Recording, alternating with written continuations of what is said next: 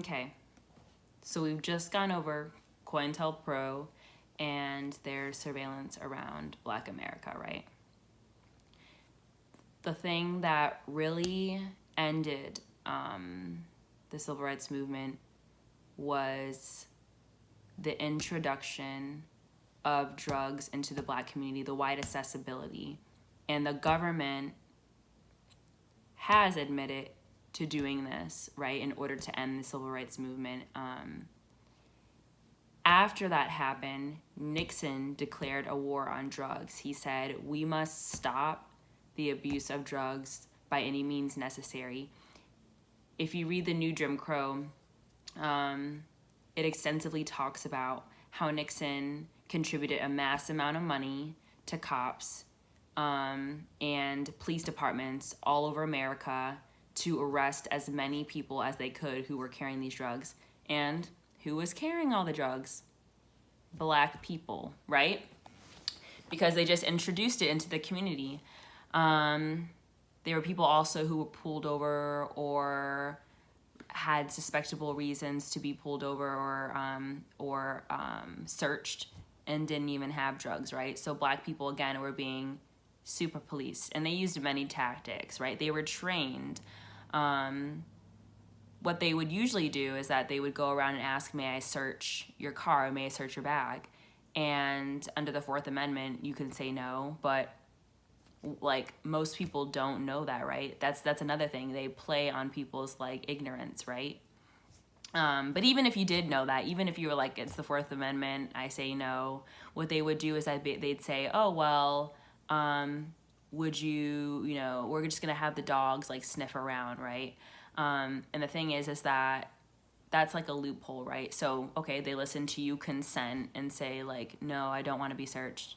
But now they're bringing the dogs out. If the dogs smell something, they have a suspectable cause and reason to search you, apparently, right? So there's so many trainings like this in order to incarcerate Black people, right?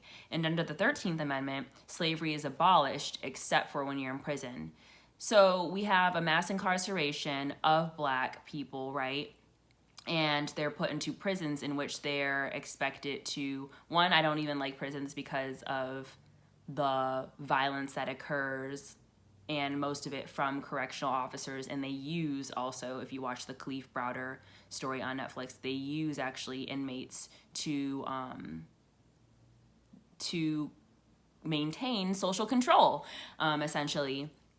So you also have a lot of Black people in the prison industrial complex who are doing either labor for very, very small wages or for free, right, for these corporations. So it's like, once again, it's fucking slavery. Reform has just become a rebranding, right? And if we're going to take, right, this history, this knowledge that we know about the police and how the ruling class in the 15th century decided to create this fabrication of social order by determining what's orderly and what's not orderly, but it was just all, in a sense, fake, and it's in order to have social control. What's the difference between that and crime, right? If the state's going to declare that stealing is illegal, right? So you go to Walmart, you have no food, you take food from Walmart, you get arrested because that's stealing. You quote unquote murder someone in the process of stealing, right? All of a sudden you're arrested, right? And if the state does the same thing, which they do, they steal land, they endorse corporations that exploit people, they kill people, as we've seen with the police.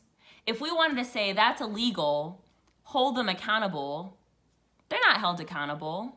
It's all a facade. Accountability, and thanks to, I was reading a really good article by one of my professors, accountability is essentially a liberal dream, a liberal imagination.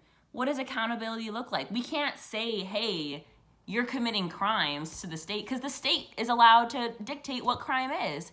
They say what's orderly. They say what's disorderly. If we're going to say, you know what, the whole policing system, the whole state, you all are just, it's all illegal. It's all crime. What they gonna do? What we gonna do? Put them in prison? They don't. As we see now, especially with all the protests. And even if they are put into prison, then what? They continue to wreak havoc on other black people, and it doesn't stop the fact that more black people get lynched, right? You're just putting some away when the problem is inherent. You have to reach the root, right? You're just taking away some symptoms. You have to pull at the root of this. You know, so what's the difference between then? I don't even think crime is real after that. Like, because we don't have the power to dictate what crime is. Somebody made that up and decided this is going to be crime. This is going to be crime. Loitering is going to be crime. Jaywalking is going to be crime, right? Like you could make anything crime, right? And so that's why I'm kind of critical in that aspect too of the state and policing. And why policing? Why are people so wanting to keep the police or reform the police? As we've seen, reforming just happens to be rebranding. There's so many people. Patrisse Cullors, who is one of the femmes who created Black Lives Matter, she has talked about so many different alternatives. There are people talking about alternatives right now. Don't police your imagination in what's real and what's not. Think about the things in which we can imagine new forms of public safety. We contribute and so many corporations put in so much money into the police and into prisons. Imagine if that money was relocated into communities in which we'd have centers or crisis centers for, let's say, survivors, for perpetrators, for mental health, right? Imagine if you had communities themselves helping each other in public safety, people that you know, people that you see every day. There are people constantly creating new ways. And that's kind of like what, in this midst of everything too, I really challenge people not to police the imagination, right? Think about new ways of like public safety that can exist outside the police. Because as of right now, as we know, the police has never helped. There's never been a time in which the police have not harmed Black, brown, or indigenous folks or poor people. We need something new.